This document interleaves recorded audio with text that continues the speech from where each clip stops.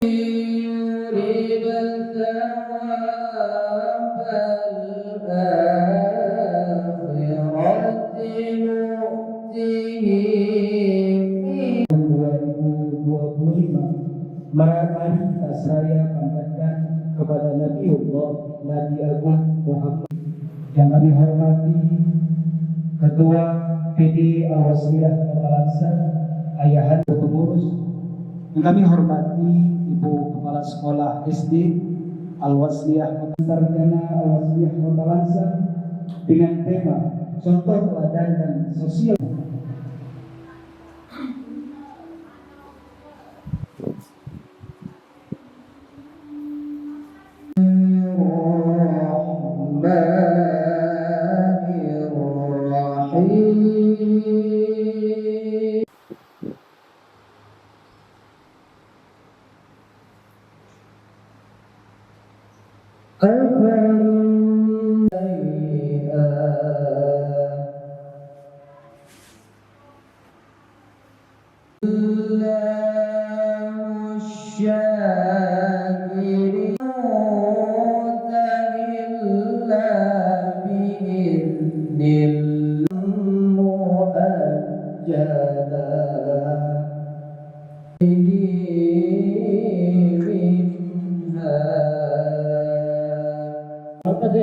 Kami orang Lombok bukan orang Muslim dan sebagainya.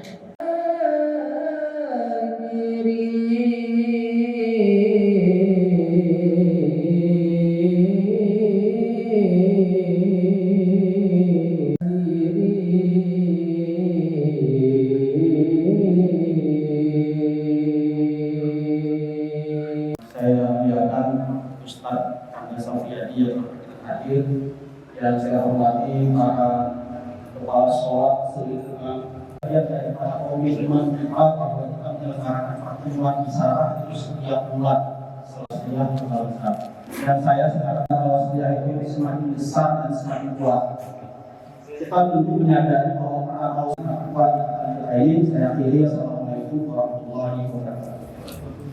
Dari Ketua PD Al-Wasliyah Kota Langsa pada kesempatan ini akan disampaikan oleh menghirup udara Allah yang bebas sehingga kita bisa melaksanakan berbagai macam rencana, baik rencana yang menyangkut dengan hablum Allah maupun juga tinggalkan. Karena dengan melaksanakan amanah risalah tersebut, insya Allah akan mendapat kemenangan di dunia malapetaka. Baik yang malapetaka yang sifatnya kondan ataupun malapetaka yang tertunda. Kondan dalam artian kita terima langsung pada masa hidup di dunia, tertunda di sanalah akan kita terima musibah yang kekal abadi. Salah jajaran guru dari semua tingkat yang insya Allah saya tidak wajar untuk menyampaikan sambutan. Namun karena sesuatu hal terpaksa saya harus pernah dilaksanakan muktamar di Mimpi Kampung Jawa. Nah, mudah-mudahan kalau ini terjadi hari ini, kalau kita ingin membayar, ingin memberi nikmat yang telah Allah berikan kepada kita, sungguh tidak ada kuasa, tidak akan cukup uang yang kita miliki, nilai apapun dalam dunia ini untuk memberi nilai nikmat kesehatan yang Allah berikan kepada kita. Tangan yang hari ini mampu kita gerakkan bukanlah karena kehebatan kita, bukan karena kuatnya kita, tapi Allah masih memberikan nikmat kesehatan kepada kita.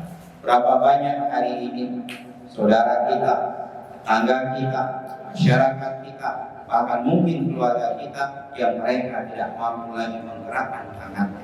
Bukan karena kita yang kuat, tapi Allah tidak lagi memberikan nikmat kesehatan kepada mereka.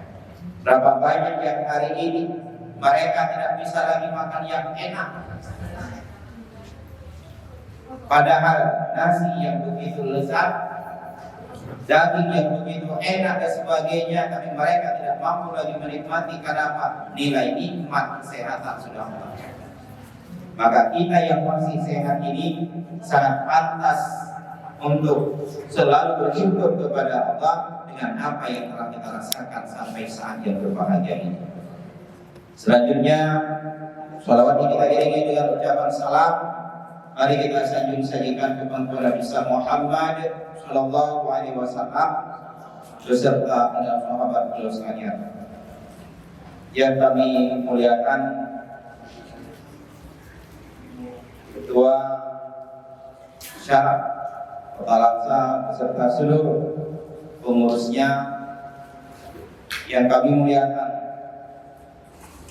Ketua Imam yang mewakili yang kami muliakan, para kepala sekolah SD, SMP, MSen, MA yang hadir pada kesempatan yang berbahagia ini beserta seluruh Dewan Guru yang hadir pada kesempatan yang berbahagia ini, dan juga yang kami muliakan para siswa yang hadir pada kesempatan yang berbahagia ini. Alhamdulillah hadir sebanyak 22 siswa. Ujungnya 2 siswa ya. Alhamdulillah. Mudah-mudahan acara pada hari yang berbahagia ini mendapatkan rahmat dari Allah Subhanahu wa Ta'ala. Bapak Ibu yang kami muliakan, hari ini sama-sama sudah kita dengarkan yang pertama sambutan dari Ketua Syaraf dan juga penyampaian sambutan daripada sekretaris mewakili daripada PD Al-Wasdiyah Kota Laksa. Di sini semuanya kita ingin membesarkan lembaga ini, ingin membesarkan organisasi ini. Tidak akan mungkin organisasi ini besar tanpa ada yang mendukungnya. Hari ini terlaksananya acara Maulid tidak mungkin akan terlaksana dengan sendiri tanpa dukungan dari kita semua.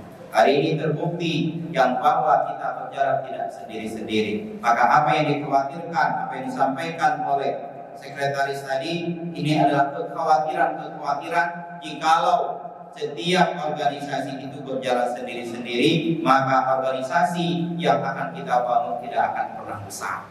Maka hari ini kita buktikan yang bahwa kita mengundang PD beliau hadir ini sebagai bentuk bahwa beliau ada bersama kita.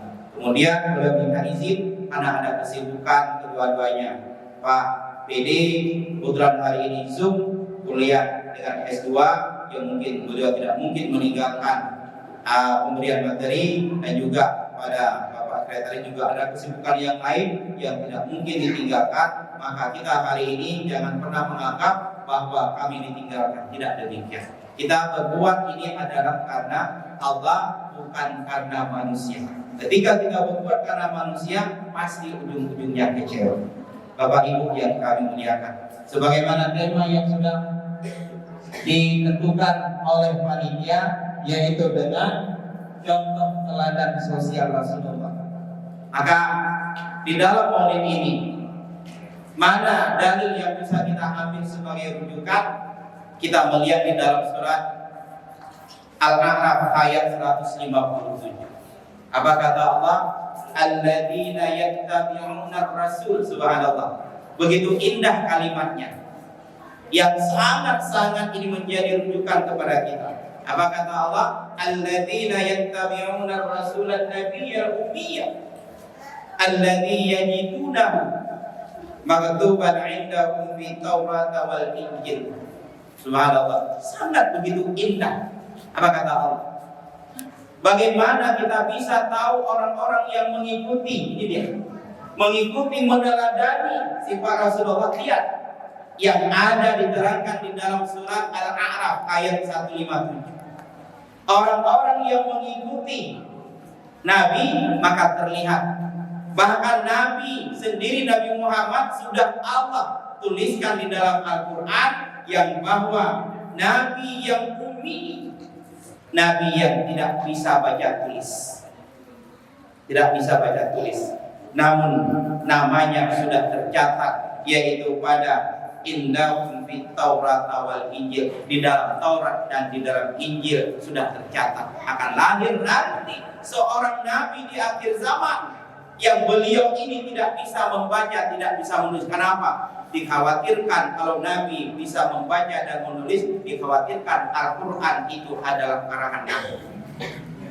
Maka ini adalah sebuah hikmah. Bukan artinya nabi bodoh, tapi kembali kepada sifat nabi, yaitu siddiq, benar. Kemudian yang di ujung kata nabi cerdas. Hanya saja beliau tidak bisa membaca dan menulis, ini untuk menolak tuduhan-tuduhan kafir yang bahwa Al-Quran adalah karangan nabi. Jadi oleh karena itu, karena nabi sudah tercatat, diabadikan di dalam Taurat dan Injil, apa yang harus kita ikuti? Yaitu ya'muruna bil ma'ruf. Ini yang pertama. Yang pertama, kalau kita ingin mengikuti contoh teladan nabi yang pertama, yaitu disebutkan di dalam ayat ini, yaitu ya'muruhum bil ma'ruf. Kita tergerak hati kita untuk mencegah, mengajak manusia untuk berbuat yang ma'ruf hari ini melalui ketua isyarat kita. Mengajak ini adalah merupakan yang baik. Pertama, kita bagaimana mengajak orang lain untuk mampu melakukan kebaikan. Hari ini melakukan kebaikan. Betapa besar pahala yang kita dapatkan hari ini. Kenapa? Kita sudah mengajak kepada sebuah kebaikan. Mungkin kita akan kembali kepada sejarah Nabi. Kenapa Nabi bisa berhasil? Karena ini tadi, yaitu ada amal ma'ruf. Ada amal ma'ruf. Maka dengan demikian, teringat saya dengan sebuah sejarah, kisah nyata. Ada seorang laki-laki yang sangat soleh. Beliau baru saja menikah. Lantas dia mengatakan kepada istri, wahai istriku, izinkanlah saya merantau dulu Bapak Ibu. Untuk merantau itu adalah sesuatu yang berat. Karena apa? Kebiasaan kalau udah merantau udah payah kembali, susah untuk kembali. Maka sang istri dengan berat hati mengatakan, Pak, apakah benar abang ingin merantau? Iya. Sudah abang pikir matang-matang? Iya. Jangankan ke matang, sampai ke biru sudah saya pikirkan. Bapak Ibu, artinya apa? Begitulah kematangan seorang suami memikirkan tentang masa depan istri dan anak-anaknya. Akhirnya sang istri mengatakan, Pak, kalau memang abang berangkat, saya ikhlas, Pak. Tapi Pak, kemanapun abang pergi, bawa nama saya, Pak. Nah, ini luar biasa ya. Bawa nama saya. Kemanapun suami pergi, bawa nama saya. Walaupun saya tidak bersamamu, Bang, tapi saya ada di hatimu. Subhanallah, ini luar biasa. Akhirnya sang suami dengan kelinangan air mata, walaupun langkahnya berat meninggalkan istri yang baru habis berbulan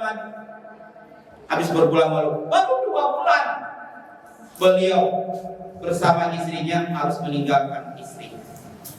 Akhirnya beliau berangkat dengan berjalan kaki. Dulu tidak ada kendaraan, sangat terbatas. Jalan kaki dari kampung ke sebuah kampung, dari kampung ke sebuah kampung. Ketika beliau sampai beberapa kampung, beliau mencoba, Pak, di mana di sini yang ada pekerjaan untuk saya. Di kampung ini tidak ada, di kampung kedua tidak ada. Akhirnya dapatlah berjumpa dengan seorang kakek-kakek yang sedang mengembala kambing di kala itu. Oke. Dari tadi saya perhatikan kakek mengembala kambing yang begitu banyak. Apakah kakek nggak butuh tenaga kerja? Maka kakek ini tersenyum, wahai anak muda, sebenarnya saya sangat membutuhkan orang yang membantu saya untuk mengembala kambing ini. Tapi sampai hari ini belum ada yang cocok. Belum cocok bagaimana, Kak? Karena saya ingin menggajinya itu tidak per bulan, tidak per hari, tapi per tahun. Wah, kebetulan saya mau seperti itu. Benar kamu mau benar? Gaji kamu memang agak lumayan. Satu hari dengan uang kita 150.000. Oh baik. Tapi saya tidak mau orang yang bekerja di tempat saya ini 1 tahun 2 tahun, saya tidak mau. Oke, berarti sama seperti harapan saya. Bagaimana? Saya ingin orang bekerja di tempat saya selama 20 tahun. Kamu siap? Maka sang lagi-lagi ini mengatakan siap. Kalau itu tawaran bapak, tawaran kakek, saya sanggup 20 tahun, tidak digaji per bulan tapi per 20 tahun. Subhanallah. Begitu dilihat pemuda ini yang begitu jujur, kemudian rajin, akhirnya singkat cerita, dari tahun ke tahun, dari tahun-tahun, akhirnya sampailah usia bekerja beliau 20 tahun di kakek ini. Maka sang pemuda ini mengatakan, alhamdulillah, saya sudah bekerja di tempat kakek selama 20 tahun. Sekarang izinkan saya sangat rindu dengan istri saya. Apa yang terjadi di sana saya tidak tahu, karena di kala itu tidak ada HP, tidak ada komunikasi, putus. Apakah istri saya masih ada? Apakah istri saya sudah menikah? Saya tidak tahu. Saya sangat rindu dengan istri saya. Maka sang kakek mengatakan, ini sudah larut malam, ini sudah menjelang malam. Apakah yakin engkau akan pulang? Iya. Nah, apakah nggak bisa besok saja, besok pagi saja? Akhirnya malam tidur pun tak lagi nyenyak. Kenapa? Memikirkan si buah hati, si jantung hati. Akhirnya beliau sholat malam, berdoa kepada Allah. Maka setelah sholat subuh langsung beliau menyampaikan, alhamdulillah saya sudah mengemaskan barang-barang saya. Sekarang saya minta gaji saya. Maka sang kakek, apa kata sang kakek? Nah, saya akan memberikan gaji kepadamu selama 20 tahun. Tapi, apa kek tapi? Tapi ada yang ingin saya sarankan kepadamu. Saya ingin memberikan nasihat kepadamu, tapi nasihat saya ini sangat mahal harganya. Maksud kakek gak mau kasih gaji saya, bukan. Anda pilih. Anda mau gaji hari ini atau mau nasihat? Dia berpikir, saya ambil gaji, tapi katanya nasihat ini sangat penting dan sangat berharga. Kalau saya ambil nasihat, maka saya nggak dapat gaji. Posisi yang sangat membingungkan. Anak muda, sebelum engkau berikan jawaban, sholat dulu. Akhirnya beliau sholat duha. Setelah sholat duha, beliau sholat hajat kepada Allah. Maka dia dapatkan sebuah kenyamanan. Walaupun berat hati saya akan mengambil nasihat kakek. Ya, kamu yakin? Yakin. Bagaimana gajimu 20 tahun? Sudah saya pikirkan. Mungkin nasihat kakek jauh lebih berharga dibandingkan dengan gaji saya selama 20 tahun. Baik. Sekarang saya akan berikan 3 roti kepadamu. Jangan bolak-balik. Roti yang pertama, roti putih ini engkau makan di kala siang, dan roti yang agak hitam ini engkau makan di kala malam agak panjang sedikit, dan roti yang coklat ini engkau bawa pulang bersama dengan keluarga engkau makan di sana. Ingat. Nah, sekarang dulu ada 3 nasihat yang saya berikan kepadamu. Yang pertama, nasihat yang pertama yang saya berikan kepadamu adalah jangan pernah engkau mencari tahu urusan orang. Ini pertama. Kalau bahasa kita, kepo. Jangan kepo. Hanya itu, iya. Yang kedua, jangan pernah mengambil jalan pintas. Itu ya. Yang ketiga, di saat kamu marah, di saat emosi menguasai dirimu, jangan ambil keputusan. 3, iya. Akhirnya cuma itu boleh saya minta sedikit? Apa? Adakah uang sedikit untuk bekal saya? Boleh. Ini ada uang, kalau bahasa kita ada uang perjalanan 2 juta. Dikasihlah uang 2 juta. Hati-hati nak, selamat, mudah-mudahan Allah akan melindungi dirimu. Akhirnya berjalan sampailah pada suatu sore dan beliau melihat tidak ada tempat yang aman. Akhirnya berjumpalah dengan sebuah penginapan. Berjumpa dengan penginapan, langsung berjumpa dengan petugas. Pak, ada kamar yang kosong. Dilihat dari pakaiannya, wah ini nggak punya duit. Sudah, tapi kamu di gudang ya. Kami kamar paling belakang. Siap, yang penting ada tempat. Akhirnya beliau diantar, dikasih kunci, mandi, karena beliau terlalu lelah. Beliau setelah sholat maghrib tertidur dan terbangun. Ketika terbangun beliau melihat ada orang yang sedang dipukul, rame-rame dipukul. Beliau ingin keluar dari kamarnya. Begitu ingin turun, teringat dengan nasihat kakek. Jangan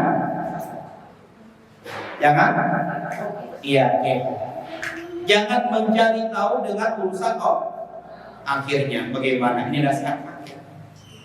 Akhirnya beliau masuk, sholat isya, sholat tahajud, tertidur lagi. Setelah beliau terbangun besok subuh, beliau sholat subuh. Setelah siap semuanya, beliau keluar. Begitu dilihat orang kampung sudah ramai di penginapan itu, dan dilihat keluarlah pemuda ini, dilihat orang kampung sangat takjub. Wah, nah amalan apa yang kau kerjakan? Hanya engkau yang tersisa di penginapan ini, sedangkan yang lain sudah pada dibunuh. Ada yang ditepas leher, ada yang ditusuk perutnya, tapi kenapa kau selamat? Apa yang menyebabkan kau selamat? Maka dia teringat, inilah keselamatan saya karena saya mendengar nasihat kakek yang pertama, tidak mencari tahu urusan. Kenapa kita hari ini tidak selamat? Kenapa kita hari ini merasa gelisah? Kenapa kita hari ini merasa ada sesuatu? Karena kita hari ini kepo dengan orang lain. Kalau kita tidak pernah kepo dengan orang lain, coba hidup tidak akan tenang, tidak akan pernah gelisah. Bukan artinya kita cuek, bukan. Ketika itu tidak perlu kita dengarkan, nggak usah dengarkan. Kalau itu tidak perlu kita lihat, jangan lihat. Kalau itu tidak perlu kita bicarakan, jangan bicarakan. Selamat kita. Maka coba amalkan yang ini, insya Allah kita akan selamat. Kenapa kita hari ini kita jadi masalah? Karena kita sering mencari tahu urusan orang yang padahal itu bukan urusan kita. Kalau urusan kita hanya mengajar, ayo kita mengajar. Fokus mengajar. Apa yang menjadi tugas kita? Tuntaskan yang namanya tugas daripada pemerintah. Apa yang menjadi tanggung jawab kita? Kita sebagai seorang istri, laksanakan tugas sebagai seorang istri. Kalau kita sebagai mahasiswa, ayo laksanakan tugas sebagai mahasiswa. Kalau kita seorang pelajar, ayo selesaikan tugas kita seorang pelajar. Jangan masalah yang lain. Coba kita seorang pelajar sibuk dengan game, maka kehidupan kita akan masalah. Kehidupan kita sibuk dengan cari uang, maka belajar itu tidak akan pernah sukses. Kenapa? Kita punya orang tua. Ekonomi sudah dijamin oleh orang tua kita. Maka ketika hari ini, coba lihat pelajar-pelajar kita hari ini, mereka sibuk dengan mencari cunnya, akhirnya apa? Belajar tidak bagus. Tidak bagus, tidak fokus. Kenapa? Ada kesibukan yang lain. Begitu juga kita, seorang guru. Kita seorang guru. Walaupun gaji kita memang tidak seberapa, tapi yakinlah, saya yakin dan percaya. Ini Bu Marli, guru tertua di sini. Nah, jadi ketika itu saya sebagai kepala sekolah yang pertama Bu Marli ya. Walaupun mungkin tidak ada yang tahu. Mungkin yang tahu Pak Samsudin. Nah, jadi walaupun kami sebagai orang yang mendirikan di kala itu masih almarhum Pak Jena sebelum Pak Muzakir, nah, kami sebagai kepala sekolahnya kami masih sangat luar biasa. Tapi urusan di sini saya alhamdulillah hari ini berkat ini organisasi saya menjadi hari ini bisa bekerja. Karena kesibukan di tempat yang lain, saya di sini peduli nanti lebih kurang saya di sini. Jadi oleh karena itu, yakinlah kalau ibu hari ini tidak mengharapkan pamrih. Ini Pak Ramadan tadi sudah mengatakan siap memperjuangkan kita. Ketika ada MGMP, siap dengan dokumen kita. Ketika nanti siapa tahu walaupun hari ini regulasi untuk yang yayasan swasta belum ada untuk P3K, tapi peraturan itu akan berubah-ubah. Akan berubah. Karena setelah dilihat nanti yang namanya kita mengajar seorang guru walaupun di yayasan, walaupun di swasta, tetap itu guru tuntutan sama. Mungkin di 2026 siapa tahu nanti peluang untuk P3K atau PNS harus mengajar, siapa tahu ini peluang besar. Walaupun hari ini kita melihat seperti kesejahteraan kurang, tapi yakinlah kita tidak pasti seperti ini terus, tidak mungkin. Saya dulu juga seperti itu. Karena di organisasi Al-Wasliyah ini bukan untuk mencari uang, tapi organisasi ini adalah untuk mencari peluang. Ini bedanya. Uang dengan peluang, lebih besar peluang dibandingkan dengan uang. Maka jadikanlah tempat mengajar ini. Saya mengajar dulu cukup banyak di sini, di MSN Ayawan, di Rodatun Najah, di SD Sukarjo, kemudian di Mas Kampung Tengah yang paling lama dari 2007 sampai 2017 saya keluar dari Mas Kampung Tengah. Jadi oleh karena itu pengalaman mengajar cukup banyak. Jadi oleh karena itu, jadi kalau kita jiwai dimanapun kita berada, yakinlah Allah akan merubah nasib kita. Kenapa? Doa anak-anak kita. Ketika kita memberikan kesenangan kepada orang lain, insya Allah orang lain akan mendoakan, energi yang positif akan keluar dari kita. Ibu-ibu, bapak-bapak, jamaah yang dirahmati Allah. Maka ini, bukan urusan kita, jangan pernah kita bicara. Maka fokus. Jangan pernah kita mencari-cari kesalahan orang lain, semua kita bersalah. Jangan pernah kita membicarakan tentang pimpinan kita. Jangan pernah kita membicarakan tentang sesuatu yang hanya menguras energi kita. Yang itu padahal tidak penting. Yang perlu kita sekarang bagaimana membuat sekolah ini punya ada nilai jualnya kepada masyarakat. Kalau kita hanya berbicara kesalahan, kapan kita akan memperbaiki mutu? Sekarang kita cari ada mutu. Maka saya tadi mengatakan kepada Pak Ramadan, pengalaman ketika saya di MAS. Kemudian ada beberapa sekolah, bagaimana hari ini guru ini kita bebankan untuk ke sekolah-sekolah, memberikan reward kepada anak-anak SD dan sebagainya, dan kita tampilkan anak kita, ini loh anak kami di MSN, ini loh anak kami di MA dan sebagainya. Insya Allah saya kita percaya ini akan bagus, tapi dengan satu tujuan, yaitu fokus kepada pekerjaan kita. Kita tidak mencari siapa yang salah dan siapa yang benar. Yang kita cari hanya satu, adalah visi dan misi kita ke depan bagaimana. Kalau ini kita laksanakan insya Allah, maka yang pertama kita tidak pernah mencari kesalahan orang dan tidak mencari tahu apa yang menjadi tanggung jawab kita. Kita tidak pernah mencari tahu itu. Kalau bukan urusan kita, jangan pernah cari tahu. Ibu-ibu, bapak-bapak yang kami muliakan, ini yang pertama. Yang kedua, setelah beliau selamat dari ini, sampailah beliau di satu tempat.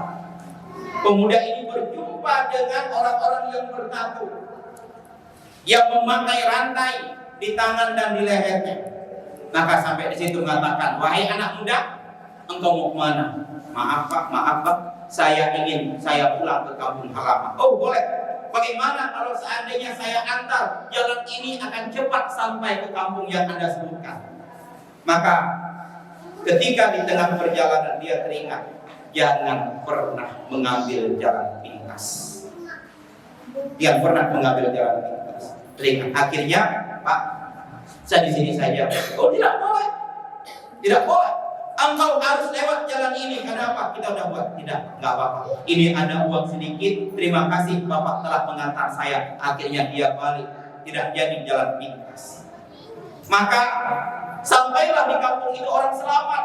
Karena belum ada orang yang selamat ketika sudah mereka ambil. Ditanya amalan apa yang kau kerjakan. Maka si pemuda ini mengatakan, saya tidak melakukan amal apapun, tapi saya ingat dengan pesan kakek, tidak pernah mengambil jalan pintas. Hati-hati Bapak Ibu. Hari ini karena kebijakan kita yang salah, terkadang ini akan membuat kita nanti akan sengsara di masa depan. Hari ini tadi saya mendengar lagi Pak Ramadan, beliau tidak lagi terima anak-anak yang tidak jelas, yang dokumen kadang-kadang anak nggak ada. Hari ini kita membantu orang. Saya pernah membantu orang, Bapak Ibu. Saya pernah membantu orang. Tapi gara-gara membantu orang itulah namanya mulut. Kadang-kadang tidak sanggup dia jaga, dia ceritakan. Itu sering kadang-kadang kita. Karena kita menganggap kita banyak yang bantu, akhirnya mulut tidak sanggup kita jaga, terceritalah saya ini, saya ini, saya ini. Padahal itu adalah rahasia. Padahal itu tidak boleh diceritakan. Akhirnya dua tawaran kepada kepala sekolah tersebut, dipenjarakan atau dipecat daripada tempat tersebut. Maka hati-hati di dalam kita mengambil kebijakan, di dalam kita mengambil sebuah instan. Ini kadang-kadang sering kita, kadang-kadang untuk memuluskan sebuah perkara ini langsung ini ambil uangnya, kita tidak tahu resiko. Kami juga di kantor di KUA, kami tidak mau sembarangan menikahkan orang yang tidak jelas dokumennya, menikahkan anak yang tidak jelas walinya dan sebagainya. Baru-baru ini bahkan si anak ini mengaku bahwa walinya nggak ada. Kami langsung, karena pengakuan dia tidak cukup, kami ambil surat pernyataan, teken di atas materai dan disaksikan oleh imam kampung. Nggak lama kemudian pulang orang tuanya, datang dia satu mobil ke kantor, tanya, Pak, atas dasar apa Bapak menjadi wali sedangkan saya masih hidup? Maka kami dengan tenang menjawab, Pak, kami tidak berani melakukan ini tanpa ada dokumen. Ini Pak dokumen. Ini pernyataan anak Bapak, yang kedua disaksikan oleh Pak Imam Kampung. Kami lepas Bapak Ibu. Maka sangat berhati-hati. Ketika kita mengambil sebuah instan, maka semua yang instan itu akan bermasalah, akan beresiko. Maka berhati-hatilah di dalam setiap apa yang kita laksanakan. Harus pikirkan, jangan hari ini memikirkan kita bagus membantu orang, tapi orang terkadang tidak menjaga nama kita. Saya juga pernah membantu seorang brimob, padahal dia belum keluar izin atasan. Kami langsung, untung saja masih ada untung. Setelah pernikahan, tidak lama kemudian mereka pisah. Kalau tidak, bisa kami dituntut oleh atasan mereka. Jadi oleh karena itu hal-hal seperti ini kadang-kadang di dalam kita membantu orang, tapi resikonya kepada kita. Maka lebih bagus apapun yang kita lakukan, gunakanlah regulasi, gunakanlah aturan, supaya apa? Dengan aturan yang kita lakukan, insya Allah bagaimanapun orang yang akan menjerat kita, kita tidak pernah terjerat. Kita bagus memang hari ini, kita ingin memudahkan orang.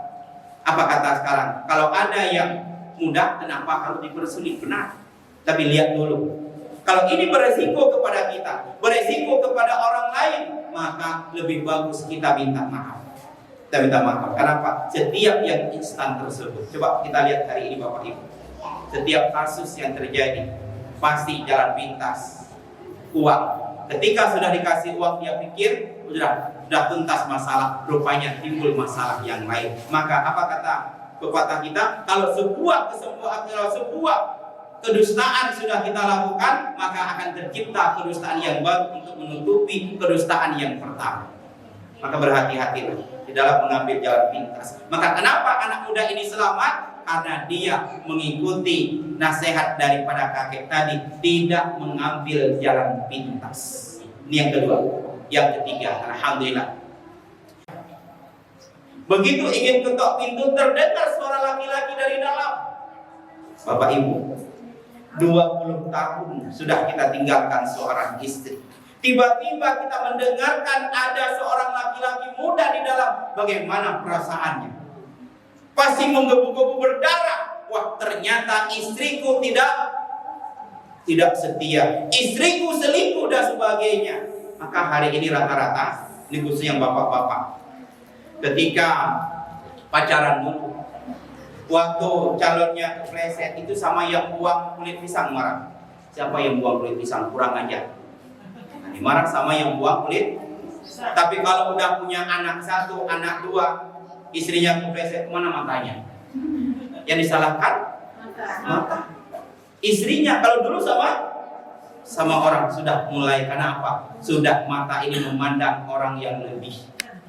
lebih cantik. Maka benar kata orang, lihat anak orang teringat dengan anak sendiri. Lihat istri orang lupa sama istri sendiri. Inilah mata. Jadi oleh karena itu si pemuda ini marah. Kenapa? 20 tahun. Maka hari ini kadang-kadang kita hanya melihat satu sisi. Kalau kita tidak saling pengertian, ini yang bapak-bapak kadang-kadang begitu pulang ke rumah, nasi belum masak, kuah kadang-kadang anak mangan dan sebagainya, marah. Padahal dia tidak tahu kadang-kadang gulai pling kurang bahan, mana pandai mangan. Bilang istrinya tidak cantik, yang nggak buat cantik siapa? Suami. Yang hari ini yang membuat istri nggak cantik siapa? Suami. Dulu sebelum beristri, sebelum bersuami, nyok wajah penuh dengan pon. Kalau nggak pon, pixie. Sekarang jangankan pon, jangankan pixie, main baby hanai rumah. Kapan cantik ini istri?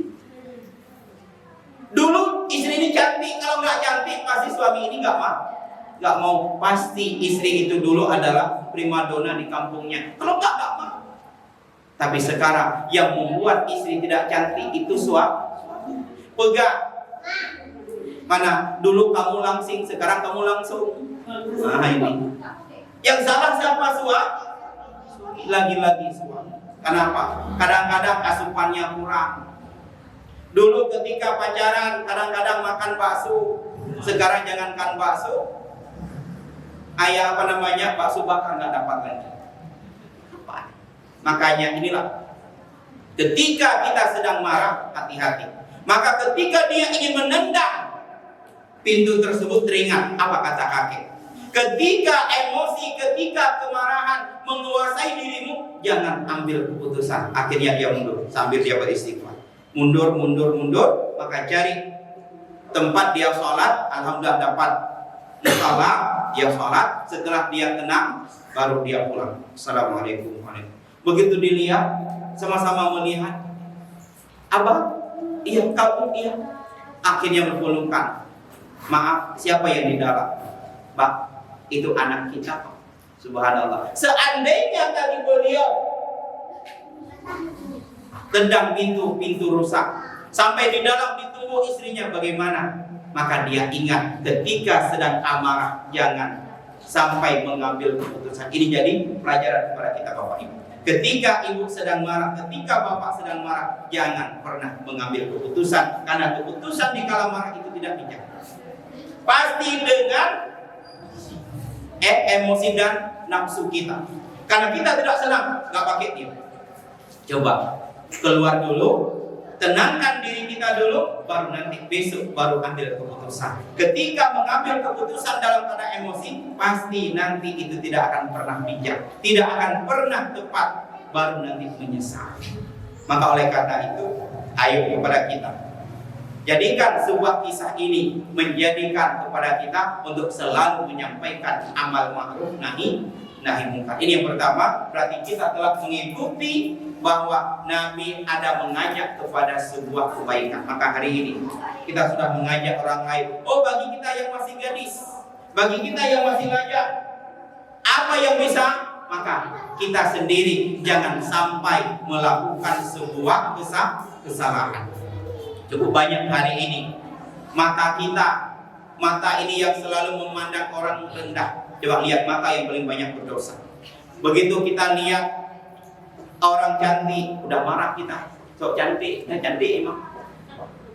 Lihat orang gendut dan hati kita, kok gendut kali dia, salah. Lewat orang kurus kita bilang, kok kurus kali, apa nggak dikasih makan, salah. Kadang-kadang ibu-ibu pakai baju cantik, nyolamat di, tante nggak nyaman dah baju cantik, tante nyok mana? Nah, nyok nggak digo, dia nyok naginya. Nah, ketika kita melihat ada kawan kita yang naik mobil, yang naik kereta baru, udah dalam hati kita nyampein kursi. Ini kita. Ketika kita lihat dia berjalan dengan suaminya, macam dia aja punya suami. Ketika dia jalan sendiri, kayak menteri. Penuh dengan kesalahan. Lihat rumah orang besar, abang yang rumah raya-raya itu rumahnya besar-besar. padahal rumah itu nggak dibawa mati, salah juga. Dibawa rumah kecil, sayangnya anaknya banyak, rumahnya kecil. Lihat mata kita yang penuh dengan kesalahan orang lain. Pakai jilbab yang zaman sudah kita bilang itu udah nggak zamannya lagi. Itu jilbab punya Siti Nurbaya. Semua serba kesalahan. Ini coba lihat mata kita, sanggup nggak menjaga mata kita. Ini kami yang lajang-lajang yang gadis-gadis kadang-kadang lihat ceweknya boleh di konten 50, cowoknya ganteng, dalam hati kok mau ya cowok kayak gitu. Nah, ini kenapa? Mata yang selalu memandang orang hina. Ketika mata ini sudah memandang hina, maka selalu yang nampak adalah keburukan.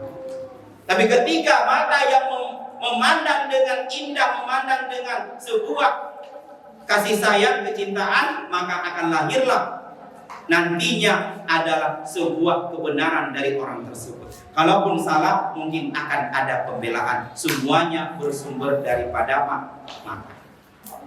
Tambah lagi dengan hati kita yang hari ini penuh dengan kesombongan.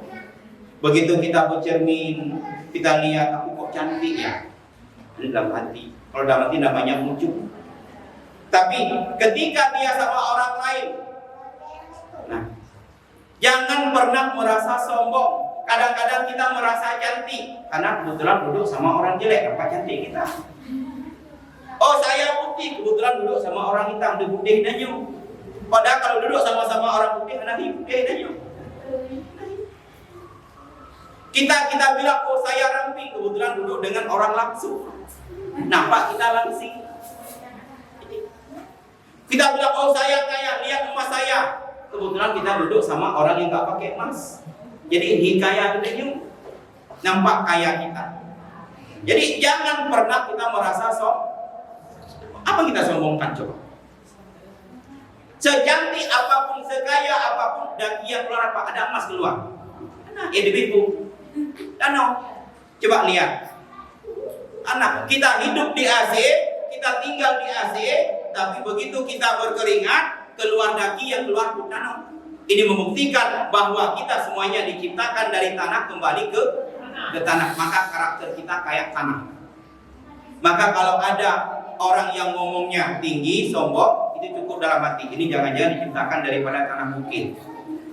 Tanah bukit, ngomongnya tinggi. Kalau ada orang yang suka masalah kecil dibesar-besarkan, padahal masalah kecil, disuruh hilang, yang besar dikecil. Ini masalah-masalah kecil dibesar-besarkan.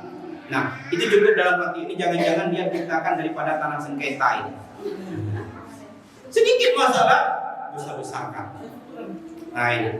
Kemudian ada orang yang suka takut, gak berani dia ngajar, gak berani disuruh kemana-mana, gak berani, penakut. Ini jangan-jangan dia ciptakan daripada tanah longsor. Jadi bawaannya penakut. Nanti sampai di rumah tanya, saya dari tanah apa ini? Ada yang suka kadang-kadang kemana-mana dia suka belanja. Ini jangan-jangan dia diciptakan daripada tanah apa? Nah, ini pusat perbelanjaan terbesar di Asia Tenggara. Sana mungkin yang di tanahnya. Nah, ini. Maka sampai rumah tanya, saya dari tanah apa? Apa yang mau saya sombongkan hari ini? Dan kembali kita nanti ke tanah. Maka hilangkanlah kesombongan, karena sombong itu tidak pantas ada pada diri kita. Ada kita lihat semakin tua semakin cantik, nah nggak ada. Yang ada semakin tua, semakin jangankan orang lain, cucu di rumah kadang-kadang nangis. Mana lihat neneknya waktu ketawa, Igo tinggal ini, nangis dia. Begini nenek lapir. Nah, jadi oleh karena itu, jangan hilangkanlah kesombongan yang ada pada diri kita. Nah, maka marilah kita teladani sebagaimana di dalam surat Al-A'raf tersebut, yaitu mari kita mencegah daripada perbuatan yang mungkar. Kemudian yang ketiga, apa itu? Yaitu wa yuhillu lahum thayyib. Dan kita menghalalkan yang baik-baik. Kalau memang itu yang baik kita halalkan, jangan dibolak-balik. Jangan yang haram dihalalkan, jangan yang halal diharamkan. Hati-hati. Hari ini banyak peristiwa-peristiwa yang halal diharamkan dan yang haram dihalalkan. Kalau uang sedikit, nah ini dapat uang yang 500. Nah, kita bilang duit siapa? Karena 500. Begitu dapat 50.000, lihat kiri kanan nggak ada, masukin kantong. Tadi kalau sedikit halal, haram. Kalau banyak halal. Datang seseorang, Ustaz ini hukumnya apa? Kebetulan dikasih 50.000, dikasih 5 juta, oh halal. Nah ini berarti kita udah membuat. Nah maka jangan dibalik. Yang haram tetap haram, yang halal tetap haram. Sampaikan. Oh ini hukumnya halal, oh ini hukumnya haram dan sebagainya. Maka kalau kita ingin mengikuti bagaimana Nabi, itulah Nabi. Nabi tegas. Bahkan Abu Bakar sendiri pernah di Abu Bakar lewat, kemudian jumpa dengan teman. Wah, alhamdulillah ada roti, boleh saya minta? Boleh, dimakan. Maka ditanya, Abu Bakar, tahukah roti itu dari mana? Enggak tahu. Tadi ada seseorang yang datang ke saya, dia tanyakan, dia suruh lihat telapak tangannya. Abu Bakar, wahai sahabatku, coba lihat bagaimana nasib saya ke depan. Maka saya katakan bahwa nasib kamu ke depan bagus. Akhirnya saya dikasih. Begitu dia tahu, dia muntahkan. Apa kata Abu Bakar? Aku tidak akan makan kalau memang itu hasil yang tidak halal. Hari ini terkadang cukup banyak yang haram yang sudah kita makan. Mana? Satu kasus, satu contoh. Ini yang haram, contoh. Ada seseorang datang ke tempat kita, Bu, Pak, utangkan saya lah uang 10 juta. Oh boleh. Apa sebagai boroknya? Jaminannya apa? Itu ladang saya, sawah saya. Akhirnya apa? Kita punya sawah, kita garap sawahnya tanpa kita bayar sewa. Itu hukumnya riba. Kita makan itu. Atau kebalikan, seseorang datang kepepet kepada kita, Bu, Pak, utangkan saya lah uang juta. Apa jaminannya? Ini kereta, ambil aja. Selama uang 2 juta itu kita naik keretanya, ini hukum menaikkan kereta, hukum memaparkan kereta, itu hukumnya dosa. Tidak boleh. Tapi ini yang terjadi di masyarakat. Tidak boleh. Jadi barang jaminan bukan untuk mengambil manfaat, barang jaminan hanya sekedar jaminan. Kapan waktu yang telah ditentukan tidak dia bayar, maka berhak kita jual dengan harga yang pantas, dan yang lebihnya kita kembalikan kepada orangnya. Tidak boleh mengambil manfaat. Tapi hari ini apa yang terjadi di masyarakat?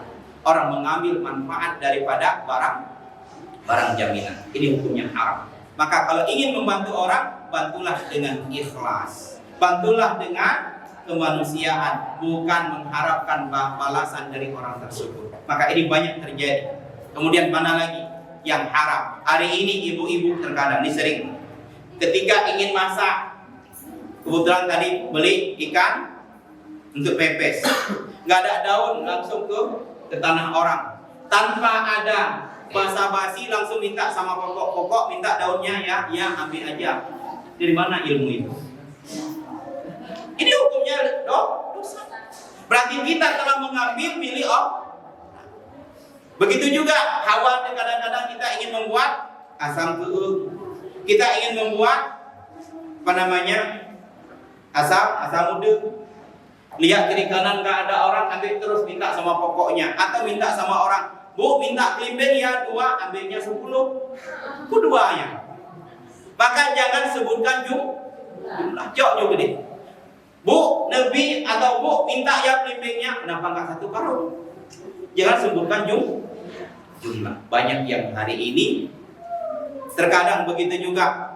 Kita ke pajak, beli kelengkeng, nggak ada permisi, ambil terus. Oh manis ya, ambil lagi. Berapa Pak sekilo? Oh mahal, nggak jadi hadro, depannya jadi kilo. Ada dosa. Tanpa ada izin daripada si pemilik. Maka hati-hati. Kalau yang halal katakan itu halal, kalau yang haram katakan itu haram. Yang kedua, ini sering di masyarakat. Apa itu? Yaitu ketika lamaran. Ini hati-hati. Yang masih gadis jangan minta yang mahal-mahal. Waduh, hargamu. Anak sepuluh. Mohon yang masih gadis-gadis. Ada yang gadis? Nah, jangan minta yang mahal-mahal. Ya, minta yang sewajarnya. Emasnya, tambah isi kamar, tambah lagi uang kamu nggak bisa dipakai lagi. Nah, uang kasih sayang, uang kenduri dan sebagainya, itu beragam. Jadi yang menjadi masalah hari ini mana? Yang menjadi masalah hari ini ketika sudah siap lamaran, misalkan temponya berapa? 6 bulan, 7 bulan, dan sebagainya. Ternyata baru perjalanan 2 bulan mereka nggak cocok. Nah, rupanya calon suami ini udah kenal dengan orang lain. Marah si calon suami istrinya ini mengatakan, oh aja karena lain. Itu uang itu, emas itu hangus, hati-hati. Itu emas itu milik orang, harus dikembalikan. Tapi hari ini terjadi apa?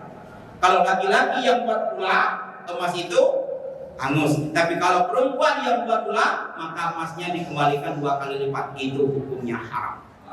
Hati-hati. Maka yang haram katakan yang haram, yang halal katakan yang halal. Jangan sampai dibolak-balik yang halal menjadi haram, yang haram menjadi halal.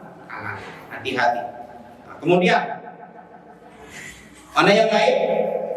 Yang selanjutnya yaitu wa yadha'u anhum israhum wa aghlalan allati kanat 'alaihim. Kemudian yang selanjutnya kita ingin meneladani sifat Rasulullah dalam ayat Al-A'raf tersebut, yaitu dengan cara wa yudha', bebaskanlah beban orang lain. Hari ini kita menjadi orang-orang garda terdepan. Bebaskanlah kesusahan orang lain. Ketika orang punya beban, ketika orang sedang bermasalah, ayo kita hadirkan kita di sini. Kita mampu mengangkat beban mereka walaupun kita nggak seutuhnya. Apa yang bisa kita bantu mereka? Hari ini Bapak Ibu sudah menanggung beban yang besar, mana menanggung beban pemerintah. Hari ini bagaimana mendidik anak, apalagi mendidik anak sekarang bukan mudah. Dipakai unhelnya. Kadang-kadang mendidik anak sekarang jantungan, beda dengan anak-anak dulu. Kalau anak-anak dulu dilihat aja udah paham. Kalau anak-anak sekarang dilihat ditengok, "Daur apa, Bu?" Nah, ini. Sekarang ngajak anak sekarang jantungan kita, belum tua udah serangan jantung duluan. Tapi walaupun demikian, ini tugas berat kepada kita. Tugas berat, bagaimana kita hari ini menjadikan mereka-mereka ini menjadi orang-orang yang baik. Menjadikan mereka ini adalah orang-orang yang akan punya masa depan. Orang-orang yang punya pandangan ke depan, yang akan menjadi estafet ke depannya, yang akan menjadi pemimpin-pemimpin di masa akan datang. Ini Bapak Ibu. Maka hari ini kita tidak hanya saja menjadikan diri kita ini mencari ekonomi, tapi kita bagaimana hari ini mampu membebaskan orang daripada beban. Siapa yang mau beban? Maka ketika orang datang ke tempat kita, ayo berikan solusi. Apa yang bisa kita berikan? Jangan menjadi beban. Maka jangan sampai kita menjadi benalu kepada orang lain. Maka sebaik-baik manusia adalah orang yang ada manfaat kepada orang lain. Sebaik-baik manusia adalah manusia yang ada manfaat kepada orang lain. Mampu memberikan solusi, mampu memberikan pencerahan kepada orang lain, mampu menjadikan diri kita ini setidaknya ada sesuatu yang bisa diambil dari kita. Jangan kehidupan kita ini menjadi masalah bagi orang lain. Nah, ini berarti kita tengah mengikuti sifat dan perilaku Nabi Muhammad SAW. Berapa banyak Nabi ini telah mengeluarkan orang-orang dari belenggu-belenggu, dari beban-beban, ambil. Maka Nabi menjadi sosok yang hebat. Padahal Nabi bukan orang kaya. Nabi bukan menjadi seorang yang begitu luar biasa di dalam harta, tapi Nabi mampu menjadikan beliau solusi kepada orang lain. Kemudian yang selanjutnya, apa yang bisa kita ambil, yaitu Nabi melayani dengan lemah lembut. Bagaimana hari ini kita melayani orang? Coba kita lihat hari ini. Ketika kita berada di kafe, ketika pelayanannya bagus, pasti kita akan balik. Bukan harganya, tapi pelayanan mereka yang beliau tawarkan kepada kita.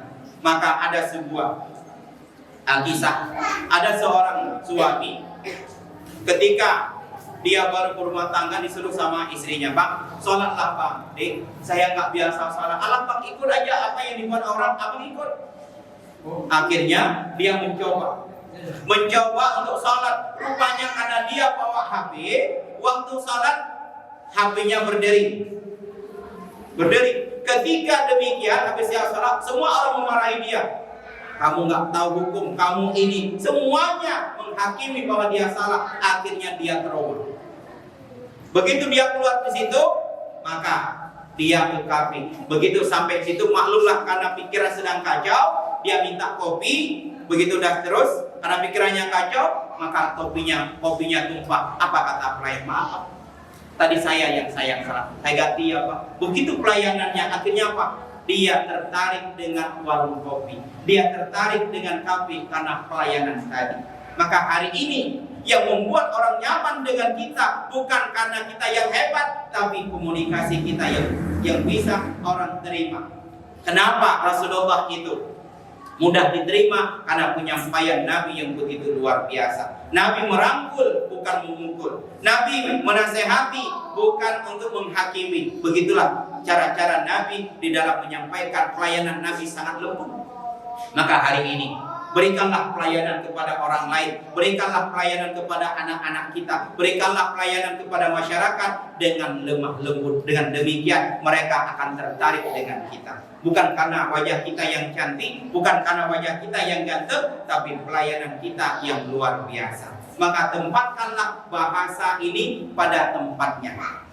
Pada tempatnya. Maka dikatakan wada' syikfi makan. Letakkan sesuatu pada tempatnya. Kalau ini saya bicarakan, maka akan dia marah, maka jangan di forum kita bicarakan. Panggil dia, maka kembali kepada ulul hakka walau kana murran. Katakanlah walaupun itu pahit sekalipun. Katakanlah yang benar walaupun itu pahit. Yang penting kita sudah berusaha. Jangan terkadang kita harus memahami orang kita. Ada yang harus dinasehati di tempat umum, ada yang harus kita panggil secara pribadi.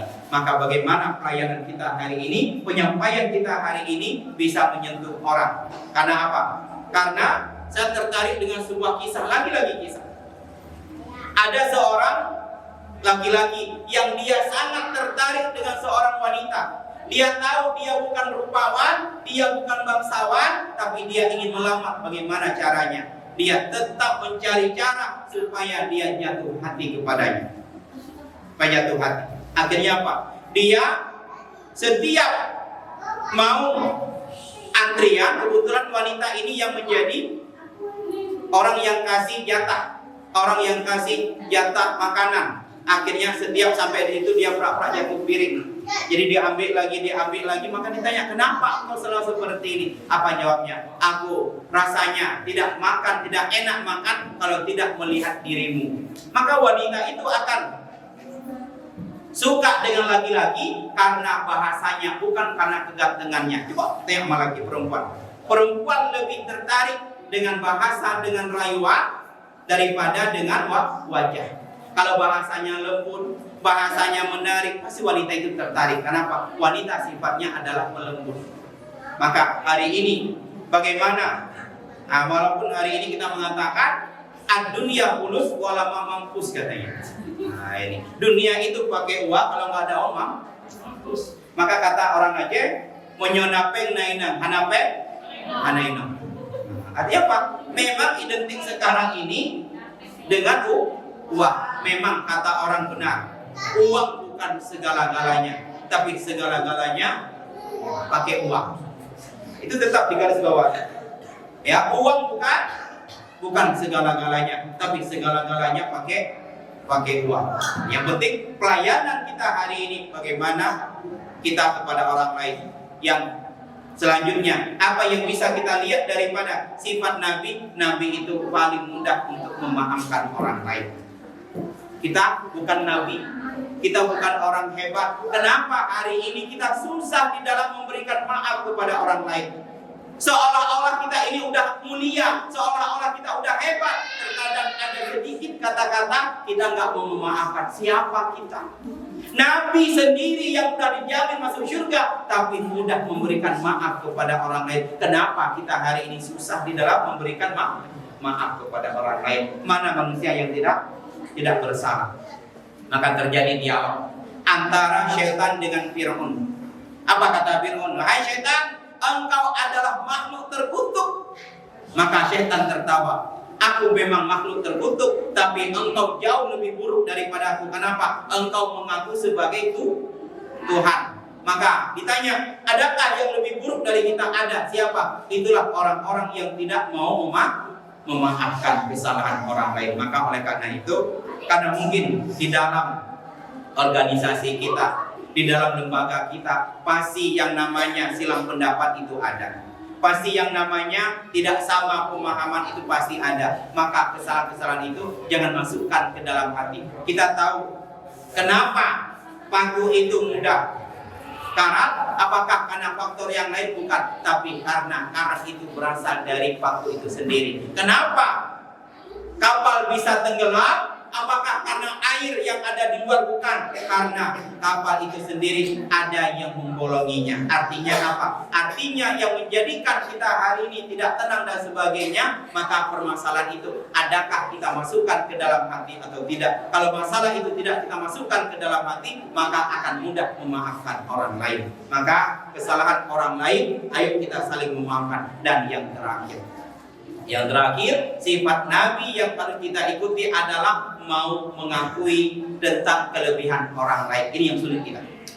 Paling payah udah akui orang lain lebih pintar dari kita, orang lain lebih hebat dari kita. Kita lebih meyakini kita yang lebih hebat. Ini kesalahan kita. Nabi tidak demikian. Nabi sering memuji-muji sahabatnya.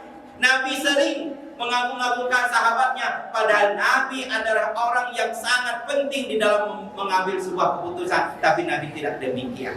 Nah, maka pada kesempatan yang berbahagia ini, jadikanlah diri kita ini yang mau mengakui kelebihan orang lain dan mau mengakui tentang kekurangan orang lain. Jadi akan hilang pada diri kita sifat egois yang ada pada diri kita, sifat angkuh yang ada pada diri kita. Kalau ini ada pada diri kita, insya Allah, maka apa yang kita inginkan hari ini, sebagaimana tema kita hari ini, bagaimana bisa meneladani, maka teladani dari sifat al-a'raf tersebut. Mudah-mudahan Maulid pada kesempatan yang berbahagia ini akan memberikan dampak positif kepada kita. Dimanapun kita berada bisa menempatkan diri. Ketika kita berada di lembaga ini, jadikanlah kita sebagai orang yang ada di lembaga ini. Cukup semua permasalahan hanya ada di lembaga ini. Begitu keluar kita hilang daripada masalah. Ketika kita berada di masyarakat, jadikanlah kita sebagai masyarakat di mana kita berada. Kalau demikian kita bisa menempatkan diri, insya Allah kita akan selamat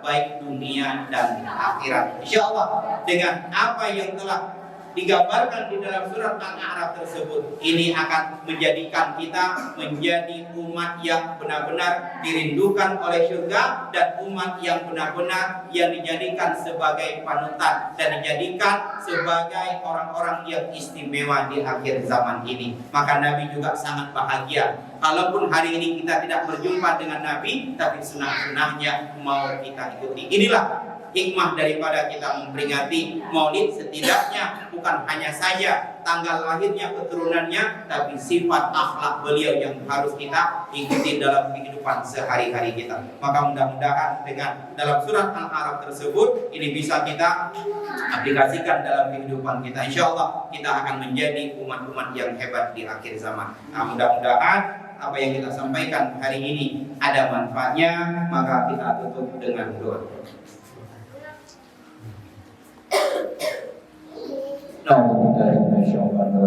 Bismillahirrahmanirrahim.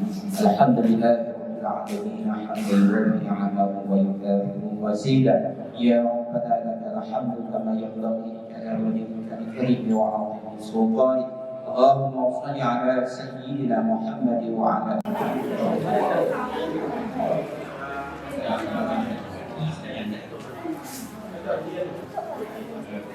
Ustazina wa limasyaikhina wa likal muslimin wal muslimat wal mu'minin wal mu'minat Amin. Allahumma ahyina bil iman wa atina bil iman ya arhamar rahimin. Ya Allah, ya Rasul, ya Tuhan kami, jadikanlah kami ini umat yang selalu mengikuti sunnah Nabi Muhammad SAW. Ya Allah, ya Rabbi, ya Tuhan, ampunkanlah dosa kami, ya Allah, dosa kedua orang tua kami, dosa para pendiri Al-Wasiyah ini, ya Allah. Ya Allah, ya Rabbi, ya Tuhan kami, jadikanlah organisasi Al-Wasiyah dan seluruh organ bagiannya adalah menjadi kekuatan kami di dalam menjadi dakwah Islam ini ya Allah. Ya Allah, ya Tuhan kami, jadikanlah organisasi ini yang selalu bersatu padu di dalam membangun bangsa dan negara ya Allah. Ya Allah, ya Rabbi, ya Tuhan kami, jadikanlah sekolah yang bernaungan di bawah Al-Wasliyah ini sekolah yang maju ya Allah, sekolah yang berkah ya Allah, sekolah yang memberikan manfaat kepada masyarakat yang ada di kota bangsa ya Allah. Ya Allah, agar kami mampu mengemban amanah ini ya Allah. Ya Allah, ya Rabbi, ya Tuhan kami, kabulkanlah doa kami ya Allah, perkenankanlah doa kami ya Allah. Ya Allah, ya Rabbi, ya Tuhan kami tidak ada daya dan upaya untuk melaksanakan semua itu tanpa hidayah dan istiqamah yang Kau berikan kepada kami ya Allah. Rabbana atina fid dunya hasanah wa fil akhirati hasanah wa qina adzabannar. Sallallahu alaihi sayyidina Muhammad wa ala alihi wa baraka wa sallam. Walhamdulillahi rabbil alamin. Hanya inilah yang dapat saya sampaikan, mudah-mudahan ada manfaat.